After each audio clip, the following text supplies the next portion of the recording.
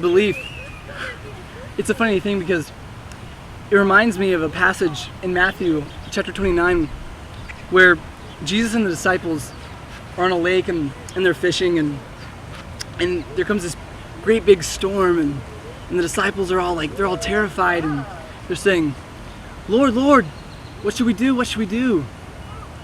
And Jesus, he's sitting on the bow and he's probably just like snoozing away. He's sleeping, man. And they're like, can you believe that? Jesus is sleeping while his disciples are crying out for his help. And so Jesus gets up and he says, you of little faith, why did you doubt? And so he gets up and he walks off the boat and he starts walking on the water. And so Peter says, Lord, command me to come out there on the water with you. So why are Peter's first words asking Jesus to command him to come out there on the water with him? Because he's a disciple. I mean, he's followed his rabbi. He's seen what his rabbi has done his entire life, and he wants to be just like his rabbi. I mean, he sees what his rabbi is doing, and he wants to do what his rabbi is doing. And so Peter gets out of the boat, and he starts walking on the water. And then he begins to sink.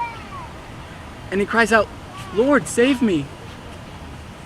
And then the text says that Jesus immediately reaches out his hand and he pulls him back in. And he says again, you of little faith, why did you doubt?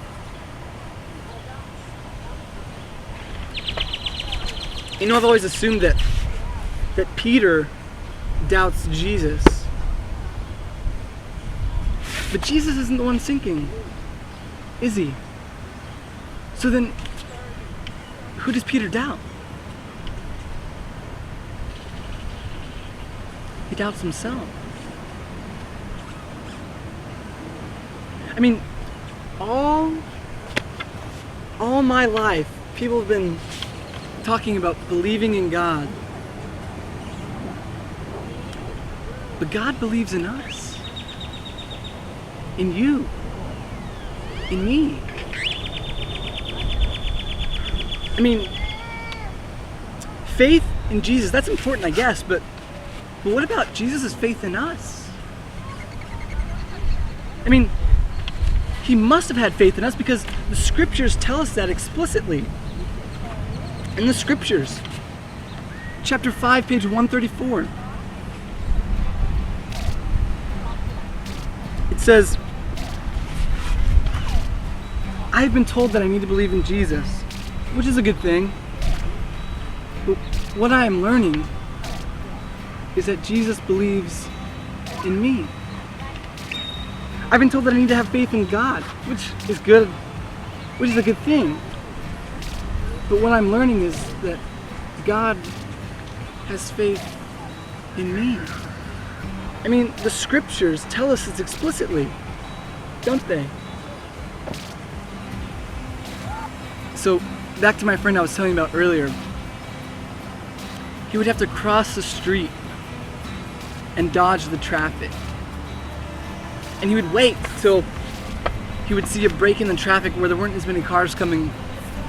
And he would pray, God, please let me be able to just dodge the traffic. And so he would stand there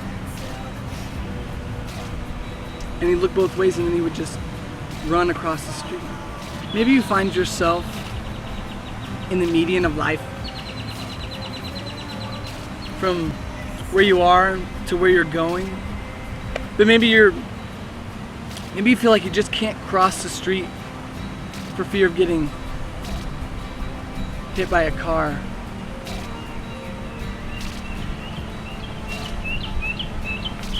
Maybe life hasn't been so kind to you. I mean, maybe all those bad things that people have done to you have been just like those cars. Maybe you're saying, yeah, Rob, I want to cross the street, but I've been hit too many times. Life has just been one hit and run after another. It's like in the book of Proverbs, chapter 22, where it says that the sluggard says, there is a lion outside. There's a lion in the streets. I mean, I think that's what King Solomon was talking about there, is that he says the sluggard or the fool is too lazy or too afraid to cross the street for fear of getting hurt.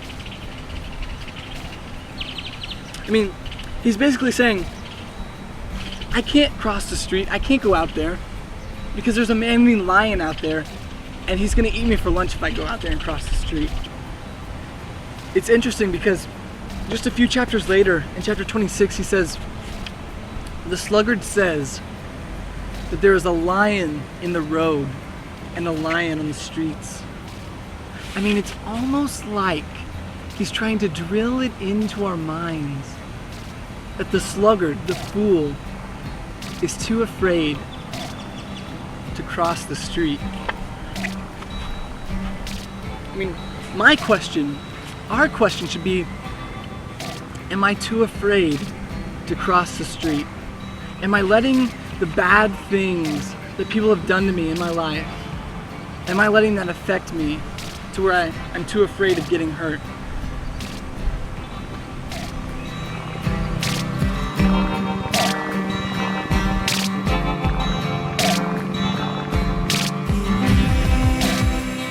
So may you come to see that life is to be lived without fear.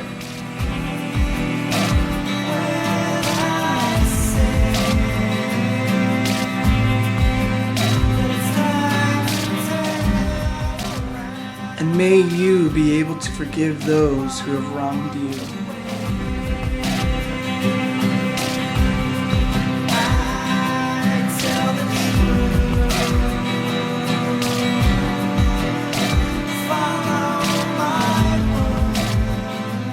And may you cross your street and with the power of Jesus, dodge the cars.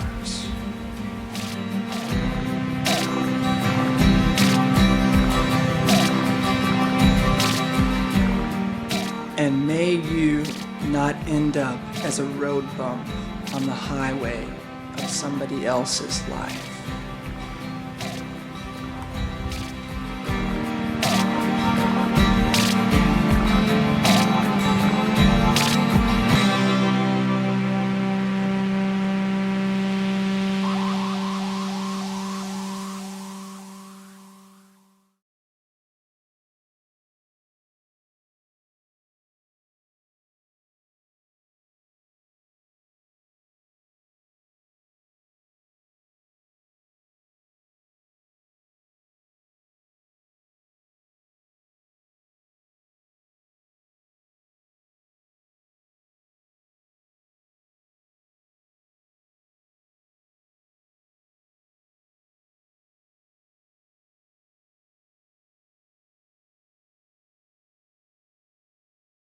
I mean, maybe for you, it's a close friend or someone you love